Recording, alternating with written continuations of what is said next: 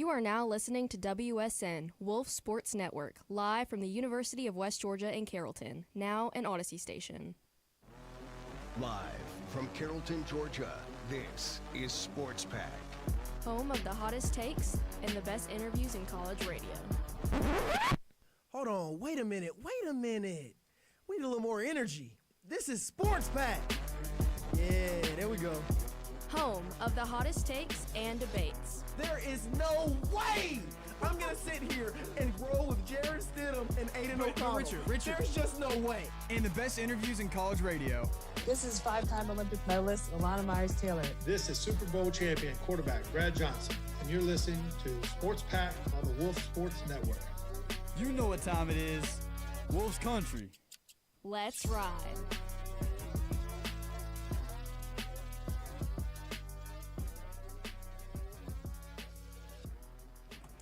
Hello. What is up, everybody? And welcome to another Thursday edition of Sports Pack. As always, I'm your host, Richard Reed, joined by Jackson Schrader, Carly Pear. Woo-hoo. And I don't know if it's the first time out here. I'm sure it's not. We normally have a fourth guy here, Mr. John Howley. And obviously, John is absent. And for the first time ever, we have an empty chair here on set. And that is because John is currently on a paid getaway with our HR department, learning how to find other words to use to express himself that are not offensive to wide groups of people. He's having a great time. He's not chained up in their office or anything. He's out there having a good time. He's just trying to find different ways to express himself on this beautiful retreat with our HR department. He will be back tomorrow for Triple Threat and back on Monday for more Sports Pack. But the show must go on. We still have an insane amount of UWG sports to talk about. We have a couple call-ins, people waiting on hold to get brought in onto the show. Big-time college football weekend and tons of NFL games to discuss and make our picks on. But before we get started, we got to talk UWG. As Widener rolls to the right, he's got some time. Everybody's down at the end zone. He heaves it, and it is caught for a touchdown. We are one. Go Wolves. Now, to start off the semester, we've been talking about the same old UWG sports overall. Now, they're still very entertaining, but we've been talking about the same stuff. Talking about a lot of soccer. It was a rough year. Volleyball's been a lot of ups and downs, a lot of downs recently. Same with football. But the UWG men's basketball team is back. And if you don't know much about this men's basketball team, this is the basketball team that went undefeated at home last season, went on to win the GSC championship. They got their diamond rings a couple weeks ago at a football game. It was outstanding, a great team.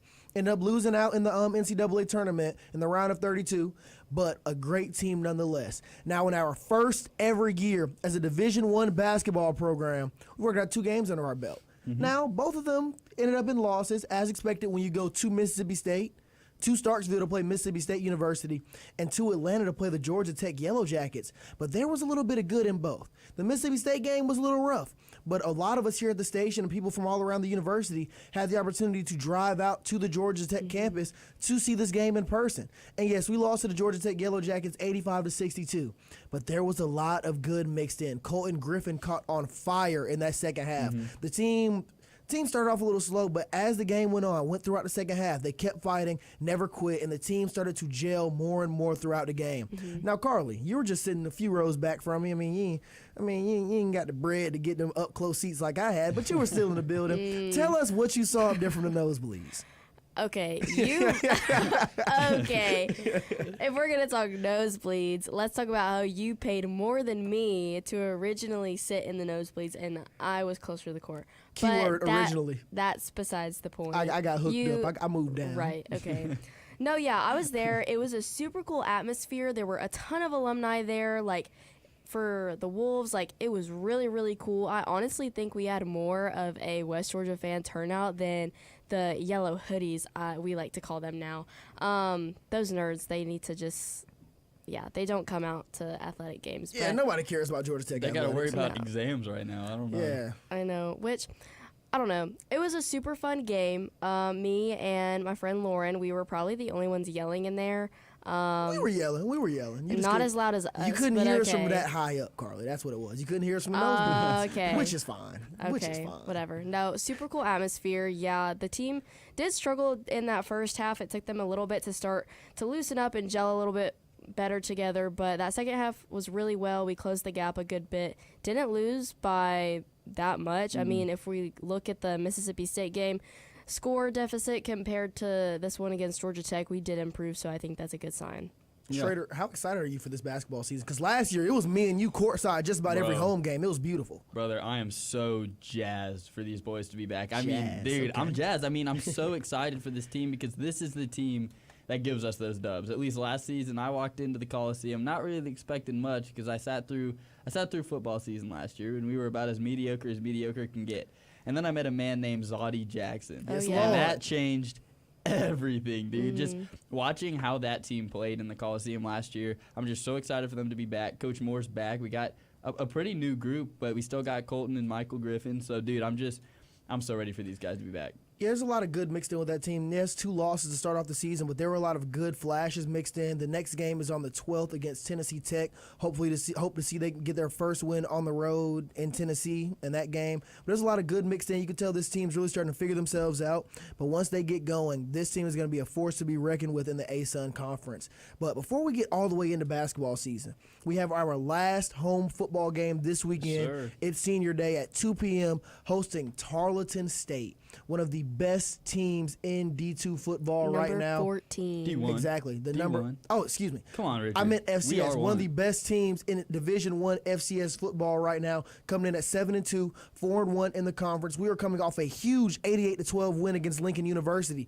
This right here is the moment. In my eyes, coming off riding that high from the Lincoln win, we know Lincoln's Bishop Sycamore, but still riding that high from that win. You have the number 14 team in the land coming into your stadium on senior night. This is how you make your mark. Get your 4th win of the season, your first ever Division I conference win by beating the top team in the conference. Ruin their season. Just ruin it.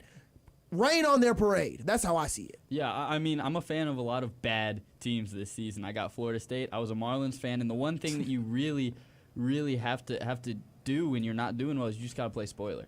Yep. It's not about going to the playoff. It's not about going to the playoffs or whatever it is. It's just about ruining the other team's chances of that. And if we can beat Tarleton State here, I think we're probably not really a big threat for them. I don't think they understand, like, hey, this is our senior night. We're going to give them all that we got. This is a lot of guys' last games at University Stadium. So if we can just shock them, if we can take all the momentum that they have going into this postseason push and just take it away, that would be beautiful. Exactly. This is like the perfect time to catch them slipping. Mm-hmm. This is when you do it. Like I said, they are 4-1 in conference play. We are 0-6. They're looking at this 3-6 West Georgia team like, man, every single loss they've had has been in conference play. This team sucks. Let's get in here, get it done, and move forward. This could be a big-time look-ahead game for them in my eyes. Now, maybe that 88-12 against Lincoln University makes them perk up a little bit more than they would have, but I still feel like we can really catch this Tarleton State game, this Tarleton State team slipping. I mean, we're in every game we play in. So if we can just win this one, That'd we're be good. great. It'd be great. It'd be that great. That would be pretty nice. Dude, it'd be beautiful. Start off our season at home with our first Division I win. End off our season at home with our first Division I conference win. I can't imagine anything better. Carly? Storybook. Exactly. Storybook ending to what has been a nightmare fuel season. Now, before we go, we also have volleyball games going on this weekend. Tomorrow, a game away in Jacksonville at the University of North Florida. Then another away game on Saturday, November 9th in Jacksonville, Florida as well, going up against Jacksonville University. Okay, so Jacksonville's hosting both games. Yeah.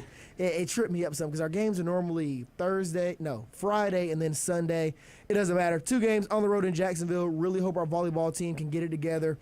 Finish the season strong. Those are 2 of our last 4 games. Our last home game will be on Saturday, November 16th at 12 p.m. against Lipscomb University. You do not want to miss it. They're going to finish this season riding a high, going into the rest of the ASUN Conference, going into the ASUN Conference tournament. Maybe try to shake some things up, wake a few people up and show people that West Georgia isn't just a cheerleading school, isn't just a basketball school. We can also dominate in volleyball as well.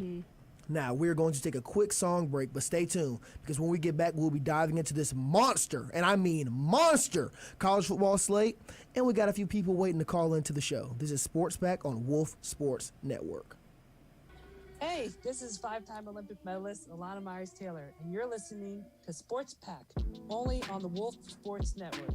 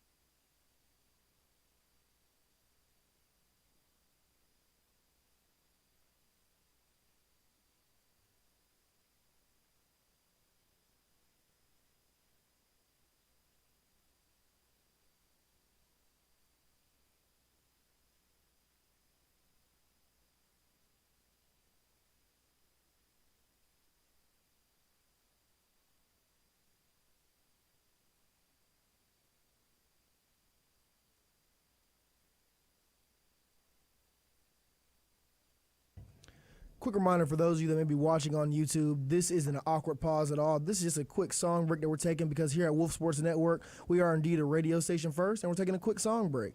So if you want to hear the music that we're playing, go to wolfsportsnetwork.com, hit the play button in the top left corner of the screen, or play here in the middle, or stay tuned over here because we will be back in a second. Either way, you are not going to want to miss what we have coming up. Stay tuned.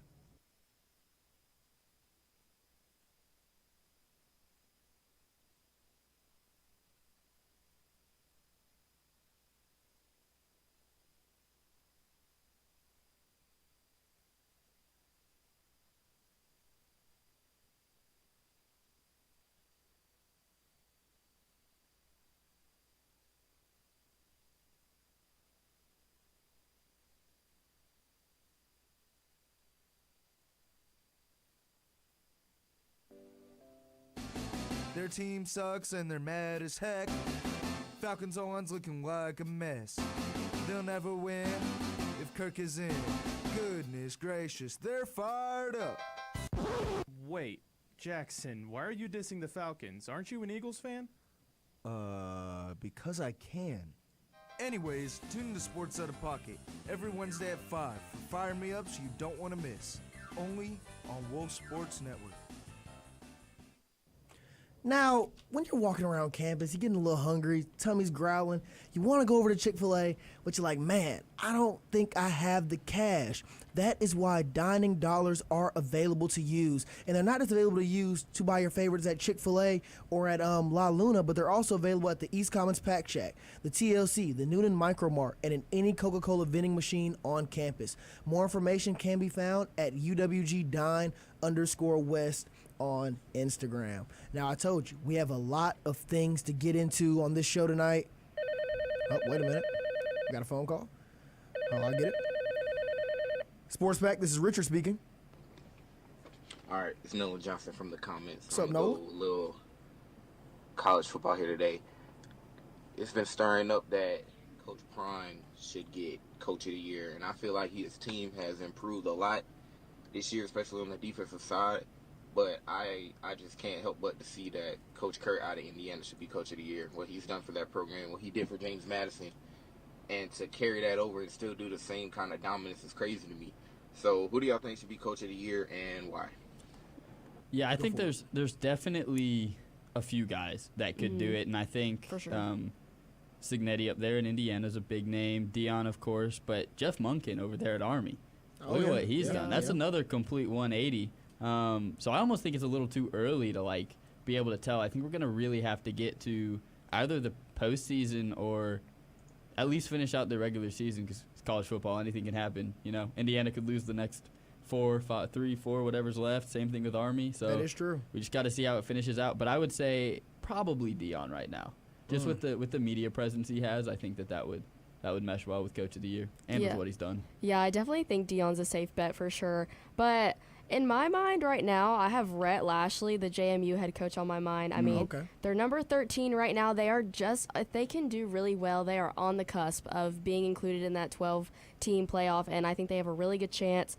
Rhett Lashley was actually the offensive coordinator at Auburn from 2013 to 16. Yeah, I remember that. And then he was also at Miami from 2020 to 2021. So, I mean, I would love to see a lot more about him come up. He's doing great things with this JMU team, and again, too early to tell, but I think if JMU can, oh my gosh, what am I saying? Can continue to succeed the way they have? SMU, yes. If they can get in, I think it'd be really good for them. Oh, you mean SMU? Yes. Okay. I was lost. I was like, wait a minute. Y'all said JMU, and I got confused. So it is SMU. Oh, no, you're good. That's because Indiana's current head coach, Kurt Signetti, was at JMU Yes, that's why year. I started saying JMU. Right. I looked up SMU, JMU, and I'm like, yes. 4th in the Sun Belt East. Yeah, I respect that, though. I can definitely see SMU doing it. If Army can continue to stay perfect, I could see them. Yeah. It's hard to go against Colorado and Deion Sanders because of the big turnaround that they've had, but when you look at Indiana, that's a big turnaround. I think their turnaround might be a little bigger. Now, yes, Colorado has all the media presence. They have Shedeur Sanders at quarterback, Travis Hunter, who's in everybody's top 2 for Heisman voting right now.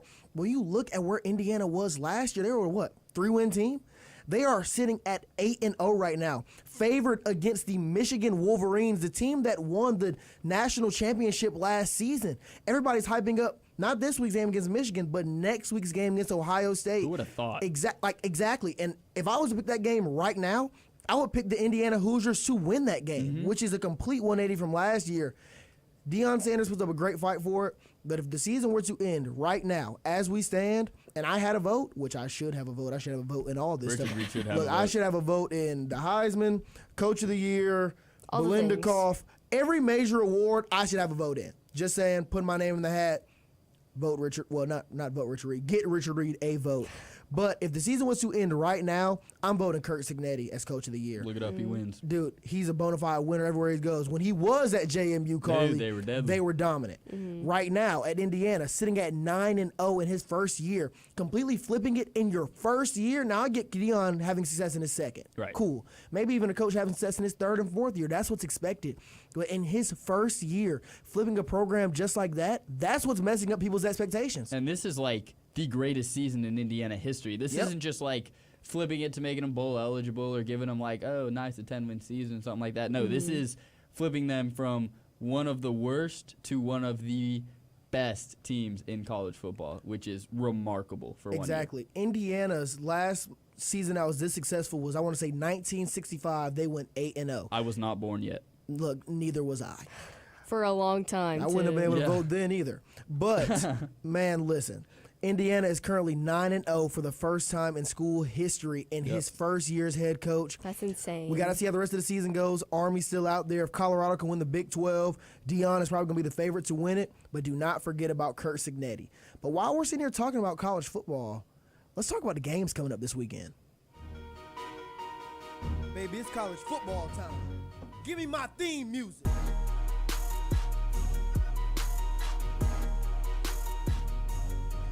Listen, man. We're talking about Colorado. We're talking about Indiana. But those teams, while they're still some of the most prominent teams in the sport today, are not the teams we're going to be focusing on in this segment. We have monster games all around the country. I lied. Colorado does have a major game. We're going to talk about that in a second. But to start off, let's talk about the Miami Hurricanes going on the road to Atlanta to take on the Georgia Tech Yellow Jackets. Now, people might look at this Georgia Tech team on the surface like, it's Georgia Tech football. They're really going to do anything against this red-hot Miami team, the number 4 in the country. Cam Ward's one of the favorites to win the Heisman Trophy. Let's think back to last year. Miami had this game wrapped up, and they mess up. They mess up everything. More than a mess up, dude. That is just like. Schrader, you walk us through it. Walk us through what happened in that game, because I'm still shocked that it happened the way it did last year. I mean, Miami, not even like a minute left. It was like 50-something seconds left. They had the ball. It was like second down. Tech didn't have any timeouts, and they had one timeout. All you have to do is go to victory formation and kneel the football. What does Cristobal do? He hands the ball off. They fumble it. Georgia Tech gets it, scores a game-winning touchdown on the last play of the game, and it was just mayhem. I was in Mississippi on vacation. That's not something you hear often. But, vacation in Mississippi. Right. But I remember my dad woke me up, and it was like, I don't know, probably close to midnight. He's like, Jackson, you got to see this. And I walk out to the living room and I watch it, and I'm just in disbelief. I'm like, how do you screw up that badly? I mean, there was a Miami player in tears on the sideline going, what are we doing? But I guarantee you that's not going to happen anymore. One, because they have a clock management coach, and two, because Cam Ward is the quarterback of this football team. Exactly. So a lot of people look at that result from last year's game and they're like, okay, there's no way Miami's going to come in here, take care of business, dominate Georgia Tech. But if you've watched this Miami team this year, yes, they're undefeated. Yes, they're the number 4 team in the land. But every single game has been a fight. They were on the ropes against Louisville, Virginia Tech. I can go on listing all the teams. All their games have been close to a certain extent. Sometimes they pull away in the second half. They had to come back in the second half against Cal. They find ways to keep these games close and make things more difficult than they maybe should be. So you're going up against a Georgia Tech team led by Haynes King. Dominant running game, a defense that really ain't too shabby. This is a team that you can easily slip up against. Easily, especially with Miami's defense. We know that Miami's defense is not great because, I mean, this Miami offense in the second half is one of the best offenses we've ever seen. I mean, the second half Miami is something that needs to be studied. It's like fourth quarter Derrick Henry this season. But you really have to look at Georgia Tech's run game. Exactly. The offensive line, I can tell you now, is going to bully this Miami defensive line. If Florida State's offensive line held its own against Miami's for a half, this Georgia Tech offensive line is going to kill them.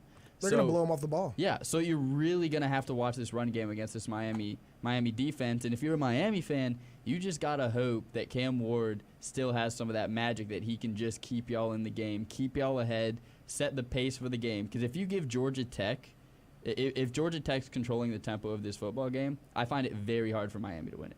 Carly? Yeah, I definitely think Miami's probably going to get in there and get it done, but it's going to be very close.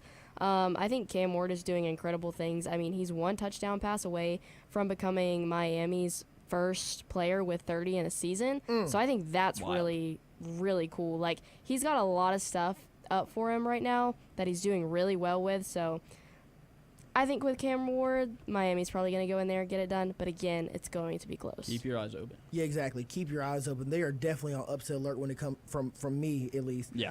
When I look at this game, I look at this Georgia Tech team. We're talking about their dominant offensive line and how Miami's D-line and defense as a whole has struggled. This Georgia Tech team makes their money off running the ball. They play ball control football. Miami cannot afford to start slow because if they start slow, get behind Georgia Tech, they're not going to get back in it because Georgia Tech is going to keep scoring for one, and when they score, they're going to keep killing the clock. Yeah, I mean, that's what, not that we're as good as Miami, but that's what Florida State did. Exactly. They let Georgia Tech control the football, and it shot ourselves in the foot. We could not regain control of the tempo of the game, and it screwed us over. So Miami Cam Ward has to keep this game in check. Exactly, he has to. They're going to have to get started and get started fast. They cannot afford to start slow like they've done against these other teams, but because Cal doesn't have the offense that Georgia Tech has. And Georgia Tech's offense is going to keep cooking behind Haynes King. As long as he can stay turnover free, they're going to keep cooking, keep taking time off the clock, and it will be impossible for Miami to get back into this game. And honestly, I'm going with the upset here. Ooh. I'm picking Georgia Tech to win this game. I like that. Now, I can see Miami starting fast and winning it and finding a way to, I'm not going to say winning it comfortably, but win this game or even maybe get back into it late. But as of right now, Brandon is back there celebrating.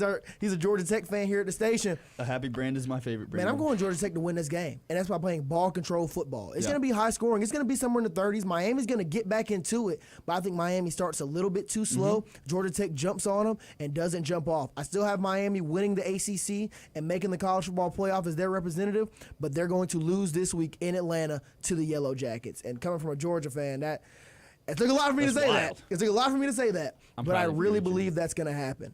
Now, speaking of Georgia and teams starting too slow, we have got to talk about the Georgia Bulldogs going on the road to Oxford to take on the number 16 team in the country, the Ole Miss Rebels. Now, Georgia's sitting at 7-1. Number 3 team in the country, number 1 team in the SEC, big win against Texas a few weeks ago, but they are struggling with turnovers. Carson Beck has thrown 11 interceptions in 5 games. That's bad. That's not good. It's terrible. That's what it is. It's DJ freaking didn't even terrible. do that.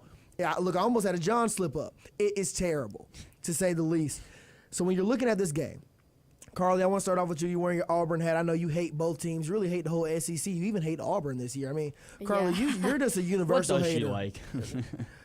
Kyle and Giacomo. Yeah. But look, when gosh. looking at this game, what do you expect? Because if Carson Beck does not play turnover free, Georgia's defense can keep them in this game. But as explosive and red hot as Ole Miss is, they know they cannot lose. They're going to come out and give their best from start to finish against this Georgia team. Do you think Ole Miss pulls it off, or will Georgia find a way to survive this game? I am going for the upset this weekend. I think Ole Miss is going to get it done. They're going to expose this Georgia team. And, I mean, I don't know. I think Jackson Dart and the Rebels are doing really, really well. And they're red hot. Like you said, they're red hot. And I'm so tired of Georgia. I'm so tired of them. I bet you are. I am. I'll be a hater. I'm so tired of Georgia. But count on Ole Miss to get it done in Oxford this weekend. I don't know about count on it. Yeah, so You buying what she's selling? a little bit, and here's why. Simply because I haven't seen much, except I'm not going to call it luck, because this defense that Georgia has right now it's doing historic kind of stuff. I mean, an offense playing like Georgia's offense is right now should not be winning games against Texas. Nope. But since that Texas game, especially, like, that was stupidly impressive. But that game against Florida yesterday and Ole Miss's game against Arkansas, that switched the tide for me. I was thinking Georgia, even though I'm partial to Ole Miss. Shout out to Aunt Martha. She loves it when I do that, but she's a big Ole Miss fan. I've been to the Grove. I know what they do down there. They're ready for this game. This is a game that they are going to pack that place, and this is a generational kind of game to have in Oxford. Yeah. And just with the way that this Ole Miss offense played last week, I mean, Jackson Dart had one of the best performances an SEC quarterback has ever had. It was like 515 in the air, 6 touchdowns. Insane That's hard numbers. for any defense to be able to stop. And Ole Miss has a good defense too. Yeah, they do. Because in my opinion, if DJ Lagway did not go down against Georgia, I don't see Georgia winning that football game. I think Florida would have won that football game because it took Georgia a while to actually get control of that game, and by a while I mean till there were like 5 minutes left in the game. Right. And so I'm gonna go Ole Miss in a close one, simply because I don't know if Georgia's defense can keep carrying this offense the way it has been. Now, if Georgia's offense comes to play, they're gonna win. They're gonna blow Ole Miss out of the water. But I don't see that happening. I haven't seen anything from Carson Beck that says, yeah, he's getting better. I've only seen he's getting worse. So give me Ole Miss in a really close one. See, my whole thing is, you're right. We haven't seen any signs of Carson Beck getting better. So my whole thing is, it's time to go back to how it was last year. Last year, he put up a performance last season that had people projecting him to be the first quarterback off the board in this year's NFL draft. Why is that? Because they ran the ball. Yes, he had a security blanket in Brock Bowers, but it was more control. They didn't just give him the keys and say, all right, Carson, we're going to throw the ball our first 10 plays of the game. They sat back. They weren't afraid to run the ball, and that's been Georgia's problem. Their rushing offense ranks in the hundreds in the nation right now. That is not Georgia football. Nope. That is not a winning recipe in any football. You need to have a run game. Georgia needs to establish the run, keep things calm, keep things between 25, maybe 30 passes for Carson Beck if it starts becoming a high-scoring game. But take some pressure off your defense. Because right now the Georgia defense is looking at it like, look, if we don't play our A++ game, we're going to lose every single game that we play in this final stretch. That final stretch being away at Ole Miss, home against Tennessee, and then a game at home against Georgia Tech. That is not easy whatsoever. It's a horrible stretch. I just picked Georgia Tech to beat Miami, for God's sake. Yeah. So looking at this game, Georgia's got to bring their A game. The offense has got to show up. If Carson Beck can limit his turnovers, how about just play turnover free, or maybe even just one interception instead of throwing 3 every time we play a big-time opponent. Right. Georgia will win this game, and they'll win this game, I want to say comfortably, but I love this Ole Miss team. But I know for a fact if he can limit his turnovers, they will win this game. But I don't know if he will limit his turnovers. I'm not sure. Carson Beck has a lot to prove, and Jackson Dart is having an opposite season of Carson Beck. Over 3,200 passing yards, 21 touchdowns, and just 3 interceptions. That's as many as Carson Beck can't even go a game without 3 interceptions. Exactly. He threw 3 interceptions last week. Against 3 Florida. interceptions against Texas and 3 interceptions against Alabama. I'm picking Georgia to win this game. I know Georgia's a very talented team. Yeah. Am I picking this because I'm a Georgia fan? Yes. Yeah. But do not be surprised if Ole Miss is in this game all 4 quarters. Like I said, if Georgia can play clean, turnover-free football on the offensive end, they will win this game. But if not, Ole Miss will most likely come away with this. Yeah, and I know people don't like hearing this because it's Lane Kiffin, but I'm not going to lie. Lane Kiffin's due for a big win. He hasn't had a I'm here win. And I think this could be the game. I mean, if you look at the environment, right, it's going to be sold out at Vaught Hemingway Stadium. The Grove is going to be packed. I wish game day was there. I'm not going to lie. Game day should be in the Grove.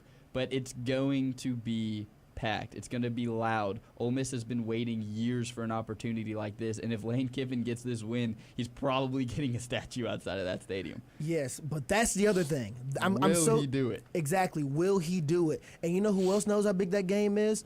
Kirby Smart. ESPN is currently favoring Ole Miss to win this football game. Kirby Smart knows that. Best believe he is drilling this into this team the same way he probably drilled it in the message against that very dominant at that time Texas team that he ended up beating by 15 points. I know for a fact he's drilling it in this team. It's going to take a lot. We got to see a lot because even in that win against Texas, Carson Beck turned the ball over a lot. Yeah. If you turn the ball over against this Ole Miss team, you will lose the game. Yes. I cannot wait to see what happens, but I'm rolling with the Dogs. Now, before we move on, you were talking about College Game Day. I can tell you where they are. They are going to be in Baton Rouge for number 11, Alabama, going to Baton Rouge to take on the 15th ranked team in the country, the LSU Tigers. This is an elimination game in the SEC. Yeah. Win or go home pretty much, or just win and go bowling, because the loser of this game, win or go bowling, I should say, because the loser of this game will be a 3-loss team and most likely be out of the 12-team college football playoff picture. This is a huge game. Schrader, who you got in this one, man? I'm hopping on the nuts bus again. Give me LSU. Carly? LSU night game in Death Valley. That's it. That's all you need to know. Exactly. Man, I don't care how bad an Alabama team is. It is very hard to pick against them. Jalen Milroe, I can't tell how healthy he is, but it doesn't matter. They have struggled on the road. Even the last few years with Nick Saban, they struggled on the road. But the thing that holds me up with LSU is their inability to run the football. But when you look at Alabama, they have been able to stop teams from running the ball. So it's a very interesting game. Both teams have a lot to lose and a lot to gain from this game. But I think I'm rolling with the rest of y'all. I think all 3 of us are going to go against Alabama here. Going on the road to Death Valley at night is never easy. Going against Garrett Nussmeier, very good quarterback, coming off a bye week, very talented LSU team. Both teams are off a bye week. But how ready is Alabama? I don't trust this Alabama team at all. I can tell you that much. LSU has struggled recently, but they've shown a lot more good than they have bad. I'm going with LSU to win this game. But I can see it going either way. But I'm going LSU, Death Valley at night. I think the Bayou Bengals will get it done. Now stay tight because we're going to take a quick song break. But when we come back, we're going to dive into this loaded NFL weekend. This is Sports Pack on Wolf Sports Network. This is Super Bowl champion quarterback Brad Johnson, and you're listening to Sports Pack on the Wolf Sports Network.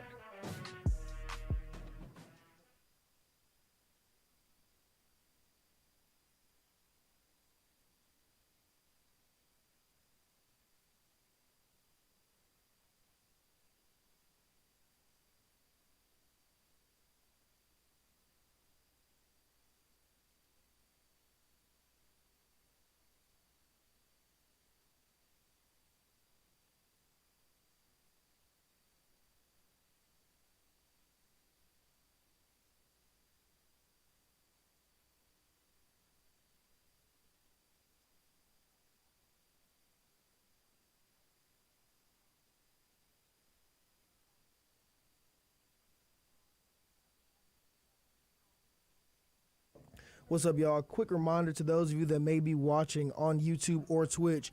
Here at Wolf Sports Network, we are indeed a radio station first. And right now, this isn't an awkward pause that we're doing. We're taking a quick song break. So if you want to hear the great music that we're playing, go to wolfsportsnetwork.com, hit the play button in the top left corner of the screen, or hit play here in the middle of the screen. See the great songs that we're playing. If not, sit tight and hang out here because we will be back very, very soon. Now, we got a little carried away. Carly was said it a minute ago. It took us 12 minutes. You want me to unmute yours as well? Gotcha. It took us 12 minutes to go through 2 college football games, and that's because these college football games are huge. Miami and Georgia Tech, Georgia and Ole Miss, 2 potential upsets. I mean, that's insane. But I do want to take a little time to talk about Colorado going on the road to take on the Texas Tech Red Raiders. What happened? Ben. Oh, yeah. Yeah, somber First, news. before we even do that. Somber news. Long live Ben Herbstreit, Kirk Herbstreit's dog. Always travel with College Game Day. He's been around the country to football games that I would have done some pretty devious things to be at. He was there. Long live Ben, man. Long live Ben. Freak cancer. Man. But what an absolute legend.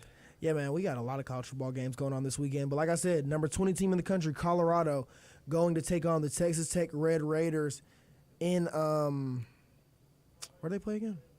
I closed the tab. Can't remember. Hey, they're playing somewhere. It doesn't matter. It's a big game in the Big They're 12. playing football. Big game in the Big 12. Texas Tech is a sneaky good team. I mean, I expect Colorado to win this game. I really would like to see them play in the Big 12 championship game. But it's going to be a big-time test for them. If you're sleeping on Texas Tech, don't. They are a very talented team. They can score. Their defense is very shaky, but their offense can score on just about anybody out there. But before we get on this song break, I do want to say this LSU-Bama game is very questionable. Yeah. I can see it going either way. There's a pick 'em, but I haven't seen anything from this Alabama team that really makes me go like, yeah, they're going to walk into a sold-out Death Valley at night and win. That is a near impossible task, and this Alabama team has been one of the most consistently inconsistent teams I've ever seen. I mean, I told my brother after the South Carolina game, they're not a threat. So, LSU. Yep, I'm with you. We'll be back in a second.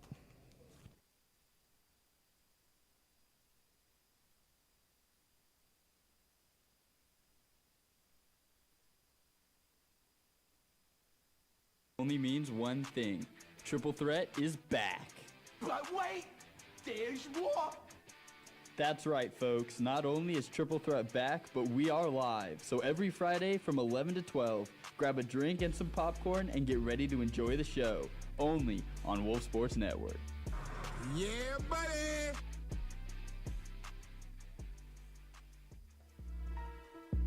In the NFL, only one thing matters. Chasing a dynasty. And we've got some teams all around the NFL looking to do just that. I want to jump right into it here. We have the Pittsburgh Steelers going on the road to the District of Columbia to take on the Washington Commanders. This is a team, this is a game in the preseason. You kind of look at it like, I mean, I might watch it if it's the only thing on, but I'm really not really paying attention to this game. I might go out shopping or do whatever while this game is on. But now this is a must-see game because as of right now, I would pick the Pittsburgh Steelers to win the AFC North. It's looking like it's just the Commanders and the Eagles up for the NFC East at this time. This is a monster game. This is one of those games that's going to tell us a lot about these two teams going forward. The Steelers, led by Russell Wilson, are getting stronger and stronger as weeks go on, even going out and making big-time trades before the trade deadline to strengthen their already dominant defensive line and add Mike Williams to that very limited receiver core. Then you have the Washington Commanders just riding a high. Their defense has been getting more and more confident, led by veteran linebacker Bobby Wagner. Then on offense, Jaden Daniels at quarterback. They have just been killing it nonstop. Exactly, playing like a veteran. He is the Washington Commander. Yes, sir. They're balling out there. Yeah. So, Carly, I want to start with you. When looking at this game, two teams that are fairly unexpected, a lot of people didn't really see this much success from these teams coming forward. Who do you think is going to come out on Sunday with a win? Yeah, they're definitely two teams that were underdogs when we were first talking about this season, looking at it as a whole. I think the Commanders are going to get it done. I really like this team. I really like Jaden Daniels, but I do think it's going to be close. Yeah, I look at this game and I think TJ Watt's the name that you gotta watch out for because it's this Steelers defensive line. If they get in Jaden Daniels' head, if they get in that backfield, if they pressure him, if he really has to make quick decisions, I know he's playing like the best quarterback in the NFL right now. He's not playing like a rookie. But if T.J. Watt can bring the heat off the outside and really contain Jaden Daniels and cause him to have to go 1-2-3 throw, I'm going to have to go the Steelers. And for Brendan Willoughby-Ray, I'm going with the Steelers in this one.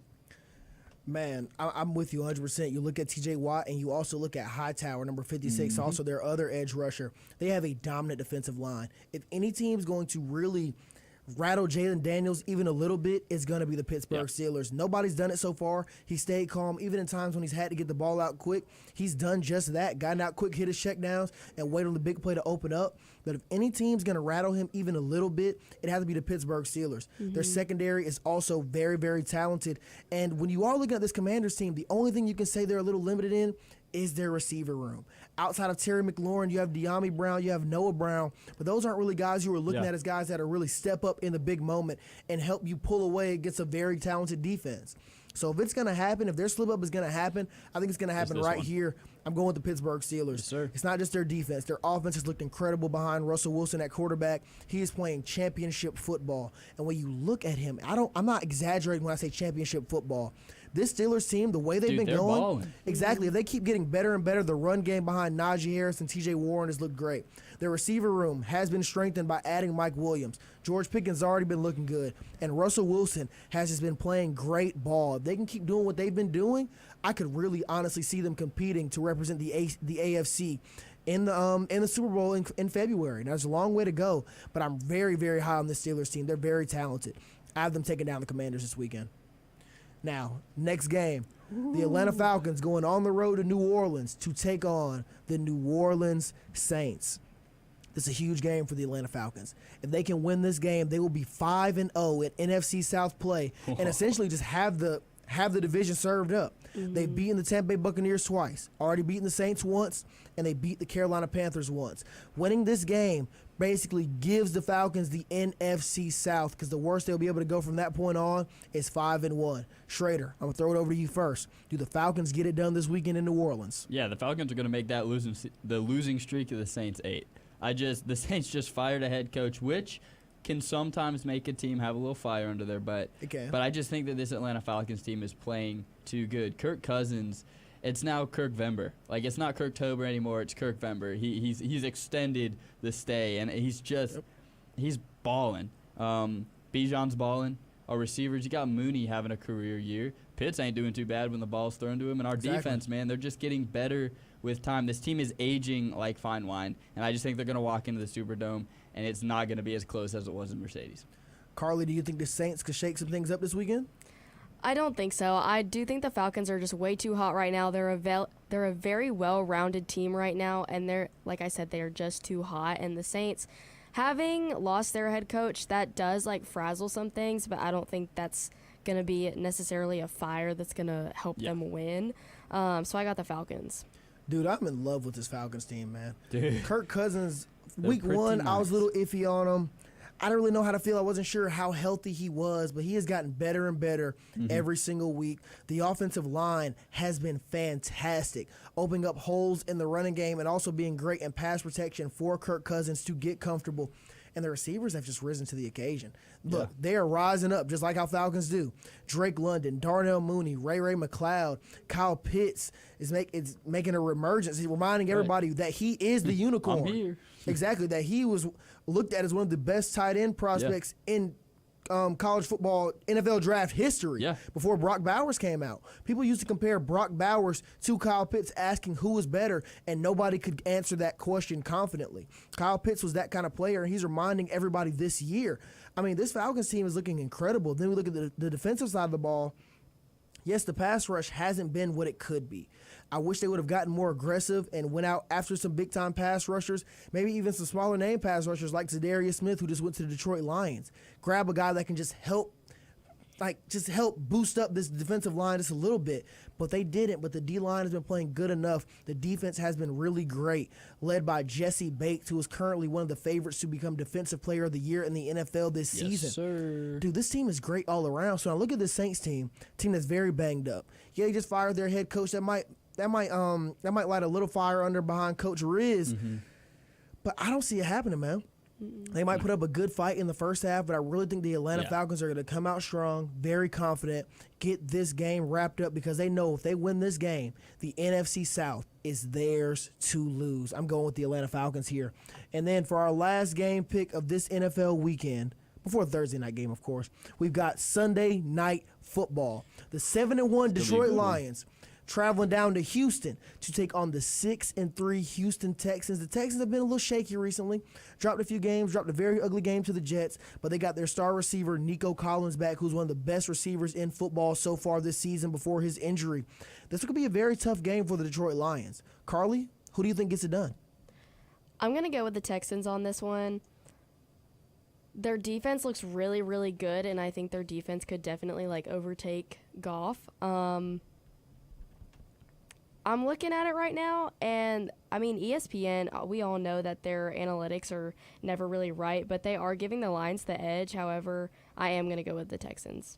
I ain't going with the Texans. I think after what I saw last week, yes, I know they had some receivers out, right? They had Stephon Diggs and Nico Collins out, and they're getting Nico Collins, but it's his first game back from a extended leave, and I just think Jared Goff isn't the only thing on this Lions offense. Nope. They have one of the best rushing attacks we've seen in a long time. Their receiver core is pretty nice. Yeah, they got one heck of a tight end. They have an offensive line that this team was built around, and then they have that defense. So I'm not even going to give the Texans really a shot in this one. I think the Lions are going to be playing bully ball again. Schrader, I'm with you 100%. I'm not sure about straight up bully ball, maybe like a 34-28 kind of game. I can see the Texans maybe making it a fight. 28 might be generous, maybe 34-20. But I'm with you. It's hard to keep picking the Lions to win these games because they are 7-1. You're like, man, they're due to lose at some point. But they just keep winning. Exactly. I don't see how they do slip up here. The offensive line has been phenomenal. Sonic and Knuckles in the backfield have been the best running back duo in all of football as a whole this season. The receiver core is getting better and better. Amon-Ra St. Brown, he had over 1,500 receiving yards last season. We know what he can do. He's a certified stud. Jamison Williams is coming back off suspension this week. But then when you look at that defense, the D-line, even without Aiden Hutchinson, has still been balling. I pray he has a speedy recovery because he was the NFL sack leader when he went down. But they're still playing great. They add Zadarius Smith. That secondary has gotten better and better every week. Brian Branch is also their safety, is also a Defensive Player of the Year candidate as well. Yeah. It's hard to pick against the Detroit Lions, man. That's another team I can see playing deep through this winter and maybe representing the NFC in February. It's hard to pick against the Lions right now. So I'm going to pick them to win. I like this Texans team, but I think they're going to drop to 6-4 this weekend, man. You're a smart cookie. It's hard to go against them. Now, to wrap all of this up, we have a monster Thursday night football game tonight. I almost said this weekend, but it's tonight.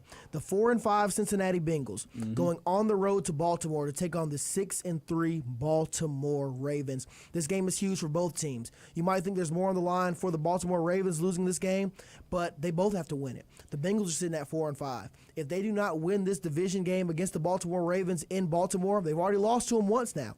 If they lose this game right here, it is their chances of making the playoffs are very, very, very low. Slim. When we look at the Baltimore Ravens, they're 6-3, one of the best teams in all of football. Everybody can agree on that. But they've already lost one division game to the Cleveland Browns, a game they couldn't have afforded to lose. When we have the Pittsburgh Steelers looming next week, a team that's currently sitting at 7-2, you cannot afford to lose two division games because if you split that series against the Steelers, they will get the division. Both teams have to win this. Jackson, I want to start with you. Who do you have taking it home and why? See, I'm going to have to go with the Baltimore Ravens, mainly because my fantasy team depends on it. I got Lamar Jackson and Derrick Henry stacked on there, and when they do good, it is the most overpowered thing in the world. But I know that these Bengals are fighting for their season. Like, very rarely do you get this kind of game right in the middle of the season where a team is saying, hey, if we don't win this game, we're probably not going to the playoffs. And, you know, I think Cincinnati, Burrow's having an MVP candidate season. Yeah, he is. But so is Lamar Jackson. And honestly, so is Derrick Henry. Yep. Derrick Henry's going crazy, and I just think that this Ravens offense is so powerful, and they get better as the game goes on. I think that's the trick.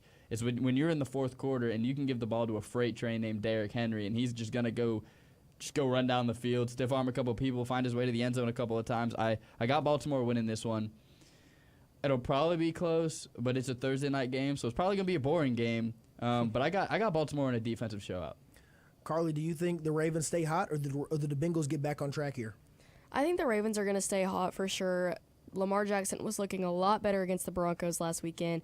And they even said, like, the Ravens had come out after that first really close game that went into overtime last time with the Bengals. Like, they didn't even felt like they played that well. So I feel like if this Ravens team can play well to their best ability, they're probably going to beat the Bengals. I'm with y'all 100%. It's hard to go against this Baltimore Ravens team. The reason the Cincinnati Bengals are sitting at 4-5 right now isn't because of Joe Burrow. Like you said, Schrader, he's having an MVP caliber season. Yeah. His numbers rival those of Lamar Jackson. Of course, not rushing, but his passing numbers do. He's having an insane season. If they were winning right now, he'd probably be the MVP favorite as we stand. Yeah, but their defense is the problem. Yep. And when you have the Baltimore Ravens coming in, Lamar Jackson arguably being the best pocket passer in the NFL this season, and then what he can also do with his legs. Then you have Derrick Henry in the backfield. Keaton Mitchell is back healthy. They're low 4-3, maybe even 4-2 running back as well. Zay Flowers. You have the dual threat tight ends in Isaiah Likely, who I think is out today, but Mark Andrews is still there. The receiving core, Deontay Johnson will be a staple in this game tonight. I'm sure he pretty much has a good understanding of the playbook now. With Rashad Bateman. You see, I just keep listing names. I can keep going all day. This Ravens team is dangerous. That offense can hurt you, but their defense has been questionable. I expect Joe Burrow to have a very good game passing the ball tonight. I expect Jamar Chase to feast on those Raven DBs. But which team do I trust to get a stop first? I trust that Ravens defense a heck of a lot more than I trust the Bengals. Their defense has looked better last week against Vegas. They look better. Mike Hilton and those guys, Trey Hendrickson, they were improved. But I still do not trust them enough to beat the Baltimore Ravens. I think the Ravens move to 7-3 here and sweep the Bengals on the season. I can still see the Bengals getting hot and maybe making a late push for the playoffs, but that push will not start tonight. I think the Ravens are going to get it done in a great, not boring, a great Thursday night football showdown in the AFC North. Now, look, that's all the time we have for Sports Pack here tonight. I want to thank you all for tuning in. If you love our call-ins and interested in having your voice be heard, DM us on Instagram at Wolf Sports Network on Instagram. That is Wolf Sports Network. And just let us know that you're interested in doing a call-in, and we will tell you all you have to do to have your voice heard on the show. Now, look, we're doing this show for John. I told you he's on a sabbatical with HR right now, trying to figure out how to cleanse his potty mouth. He's got to get a few things together, find new ways to express himself. They sent me a picture. He had a bar of soap in his mouth. He'll be ready for Triple Threat tomorrow and for Sports Pack on Monday. For Carly Pear and Jackson Schrader, I'm your host, Richard Reed, signing off. Have a blessed night. Toodles.